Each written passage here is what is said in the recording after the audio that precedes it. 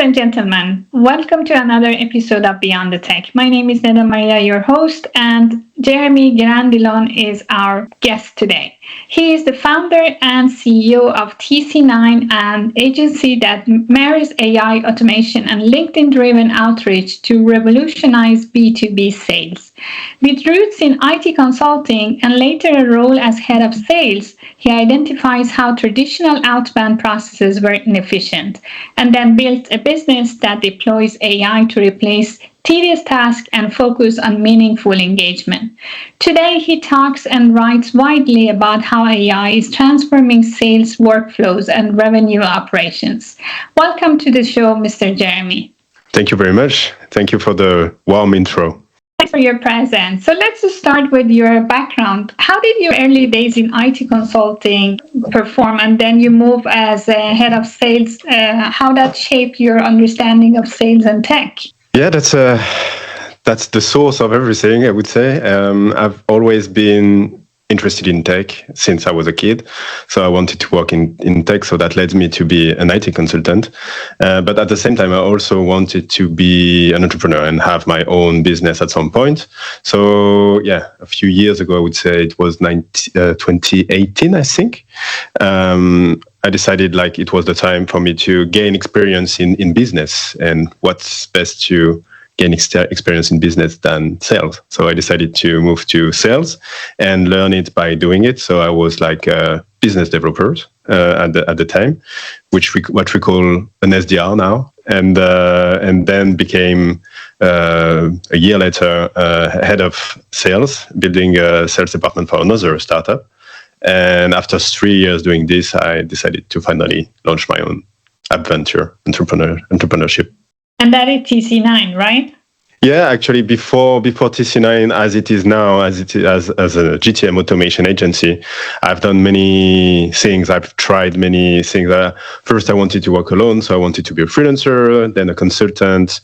Didn't really enjoy it. I also do some content on LinkedIn, so I wanted to not stop this and try to monetize this, but didn't really enjoy it either. And that's after iteration and many iteration and experiences, I found that the best model for me was the agency, and that's where TC9 got started. It was June 2024, so a bit more than a year now. Okay, it's interesting that why you called it TC9. That's another story. Maybe you want to share something? Yes, this one is funny because it doesn't mean really anything. I wanted something that sounds easy to say and that's easy to remember, and that sounds good in short. But then I wanted okay, what's sales about? And it's about, at least in my opinion, the main thing is trust. So the T was found, and the C you can find control, trust control, or tech control also works. And then I wanted a number. So I was like, okay, let's ask ChatGPT what number makes sense with AI, because I knew that AI was involved. And that's why it's TC9.ai. And it said 3. 3 is a number that makes sense in the AI world.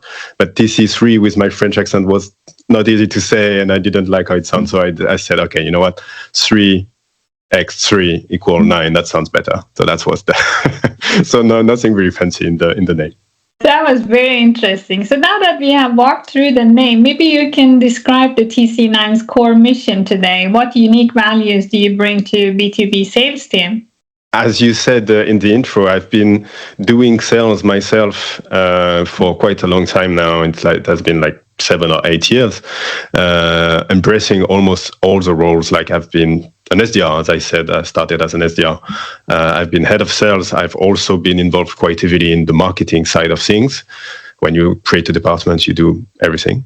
And I did a lot of mistakes. And with this tech in my mind and my background in tech, I was always thinking that we could do a bit better and automate things. And actually 5, 6, 7 years ago, we already worked with automation, sending emails, finding contacts, stuff like this.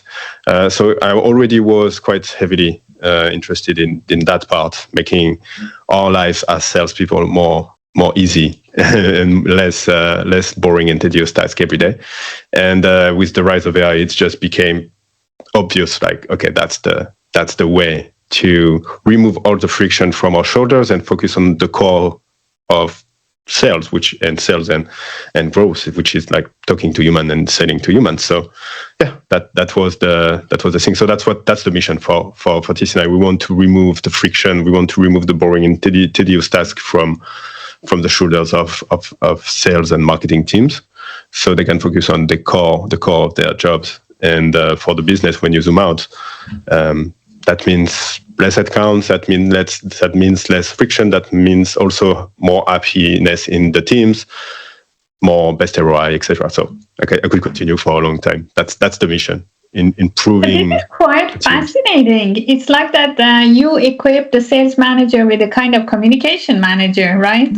I mean, if we do an automation for a process that generates revenue, everybody in the chain will benefit from it. The people doing the operations will benefit from it. The managers will benefit from it because they will have better overview. They will be able to have a better prediction of what comes next. And then if you go up to the leaders of the companies, that's the same thing. They will have a better vision on the process itself, and also what resources, in many ways, budget, human resources, what everything that's involved behind this that unlocks, and that cost. You can say, okay, instead of hiring 10 people that will be doing boring and be miserable, boring tough task and be miserable every day, I prefer to hire 3 of them, make them very happy, give them a better salary, and everybody wins. So that's everybody wins in the chain, the entire chain. I love that. I think this is so fascinating. I'm sure our listeners will love it too. So let's be more concise. What are the biggest inefficiencies in traditional sales that your agency is fixing now? Yeah, I would say everything related to data. So it's a bit wide, so I will give you some examples.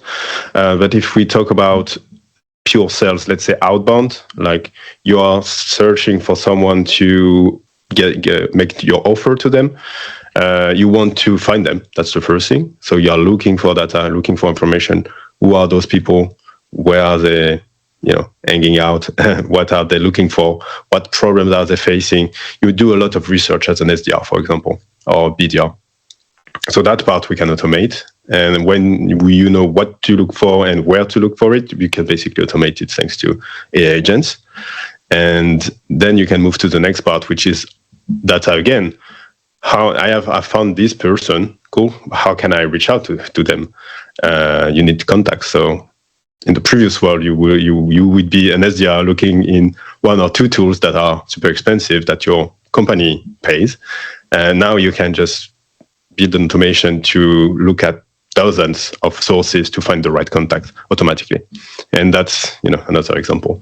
And then you have to write a message, for example, if you send an email or call DM. And this you can also do some additional research. What is their life now? What is the problem they are facing and the impact on them today?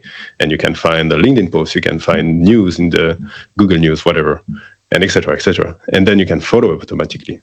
And everything doesn't have to be AI automation. It can be just automation as well. That's feeding your CRM. No, I don't know any sales person, SDR, account executive, sales manager, head of sales, even a CEO. I don't know anybody who likes feeding the CRM. And so nobody does it properly. And it's always a mess, I would say. I saw studies like it was like 56% of CRM are messy, and I was like, in my experience, it's like 99. So yeah, that also can be automated. So you have everything up to date in the CRM.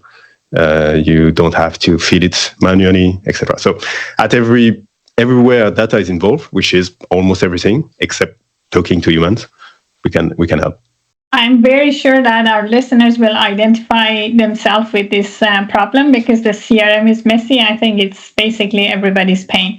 But just to be sure that I didn't misunderstand. So you are solving this problem through AI agents, right? Or is it a software that is helping the customer? Yeah. So what we sell, we are a service provider. So we use tools that are existing and we we set them up to fit our clients' environment and needs.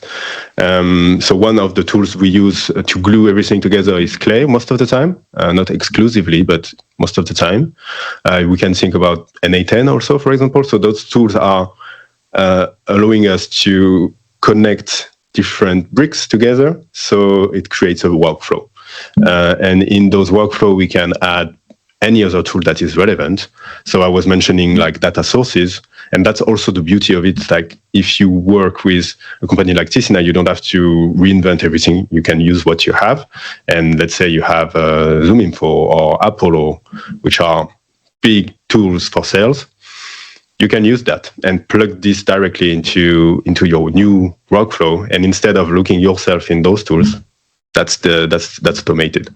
And then you can add another tool that you didn't have before and use credits to this. So that gives you more flexibility and opens more doors and covers the gaps. Because if you are, let's say prisoner, quote unquote prisoner of one very expensive tool for a multi-year contract, you are not going to spend more in a different tool to compare.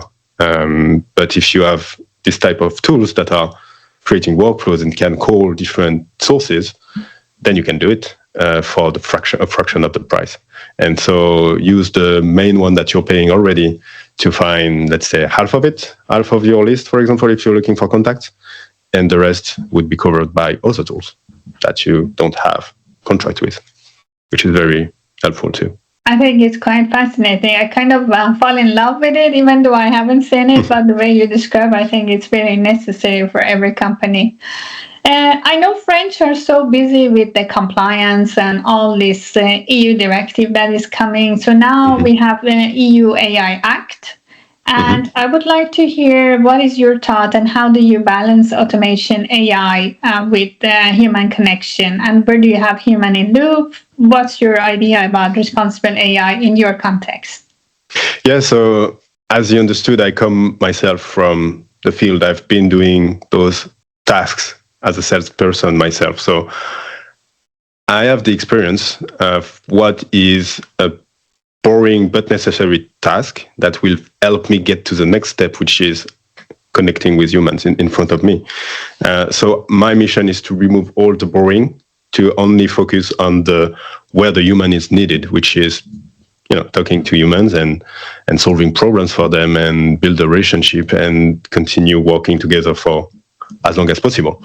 And that, in my opinion, should be what salespeople should be doing. And if you zoom out a bit more, if you remove all the technical stuff and all the tasks that we are used to do as SDRs or even sales managers that are not selling, that's more than half of it, more than half of your day, which means that you, as a business owner, for example, you are hiring someone to do sales and they are not doing sales half of their time, even if not more. So my mission is to remove those so they can do sales.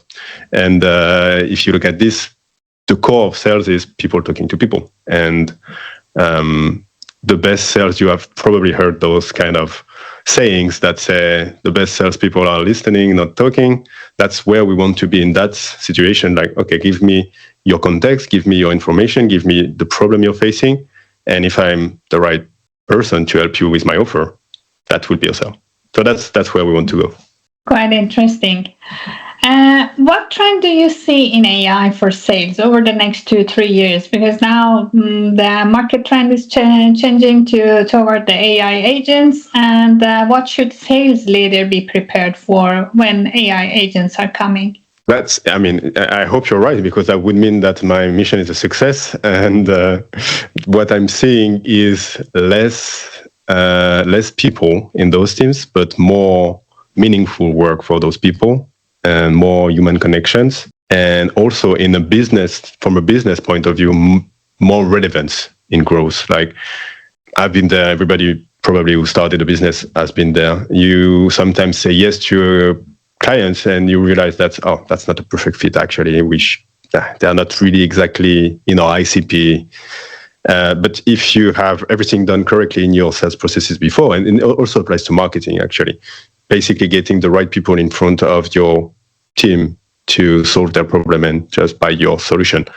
If the matching is better, then the growth would be more healthier as well. So I see only positives in there. I know that there is a big warning like, oh, but it's replacing people. Yes and no. And I would say on the right side, I'm more than happy to say, okay, instead of having 10 people miserable, I would have 3 people enjoying their jobs.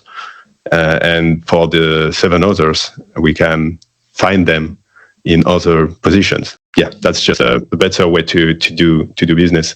And we can also compare this. I mean, I'm talking for quite a long time now, but we can also compare this to the revolution of internet. When something that big happens, you're like, oh, but wait, I don't need internet. I don't need a website. I have pen and paper. That's fine. I can send a mail physically. Sure, you can, but quite soon enough, everybody else will be using this, and you have to surf this wave and use it to make the best out of it, the positive. I can't be more. I agree with you on that regard. Now, talking about sales using AI agent in sales, it will be a question about privacy, transparency, and trust. So how do you justify that using responsible AI in your sales operation? Yeah, that's a good point. I would say there are 2 levels of, maybe 3 levels of answer here. First thing is, let's say you use an existing tool like ChatGPT, whatever the one you want, Claude. It's a matter of trust, the same way as you're trusting Google with your emails and Microsoft with your website. I don't know, like all the providers that exist on the internet, or Amazon to host your website, whatever. It's a matter of trust, and you trust Google to say, okay, I don't want you to look in my emails, and you untick the box, and you trust them to not look into your emails. You do the same thing with ChatGPT and say, I don't want you to use my data to train your models, and you trust ChatGPT to do that. So that's the first layer of trust, I would say. But I can hear for certain types of company, like let's say you work with sensible data in banking, in healthcare, those type of stuff, that's not enough, which I totally understand. And in that case, there are other options that are a bit more technical, but that will become more and more available in the coming months and years. So you can use, let's say, a good alternative to this is to use an open source model LLM that you would host on your own servers, and the benefit of this is you can add it to it what they call a RAG, which is basically using your own data to be even more relevant. So that could be another thing. And this, with automations, you can just basically call this model instead of calling ChatGPT. So that's also technically possible. Bit more technical. I don't know how far we want to go in that direction. Of course, but I think you gave a good description of trust for people.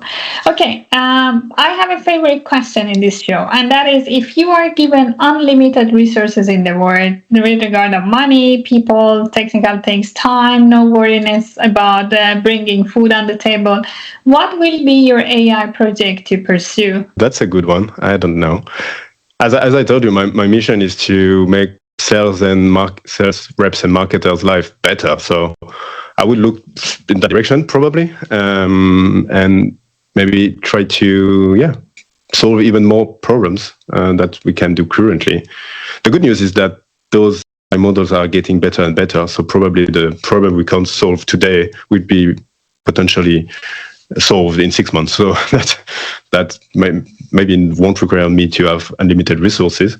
So I would start here, and then of course everything that is better world, and save the climate change and etc. Of course.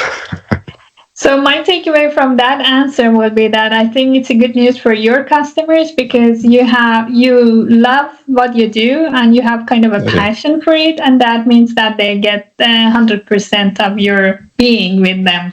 Oh, for sure. I mean, if you have been searching for hours for information on prospects, you know how painful it is, and you want to have the next one doing this for sure. I'm telling you. Yeah, that's nice. Great. So last but not least, the podcast is called Beyond the Tech. And to me, Beyond the Tech is actually people who are putting their heart and their skills, competency to build something that is beneficial to people. So what does Beyond the Tech mean to you? Yeah, that's what I said before. Like the core of sales and even marketing is to put a problem in front of a solution, and that means people talking to solve this problem, which I think is a sign of progress. And I like, and everybody benefit from it then on a business point of view. But what I like in this is that, okay, I'm a human having a problem, and I'm another human having a solution, and we work together. So yeah, that's what I like. And that's where, when you do the best sales process and you see results, that's what it means behind the scene. After all those steps and technical stuff that we solved, two people are solving problems and going in the same direction. And I like that. So yeah, I would say that. Great. I really enjoyed this conversation, and I'm hoping that our listeners will love it as well. Thank you so much for your contribution. And ladies and gentlemen, Mr. Jérémy Grandillon, thank you. Thank you very much. It was a pleasure.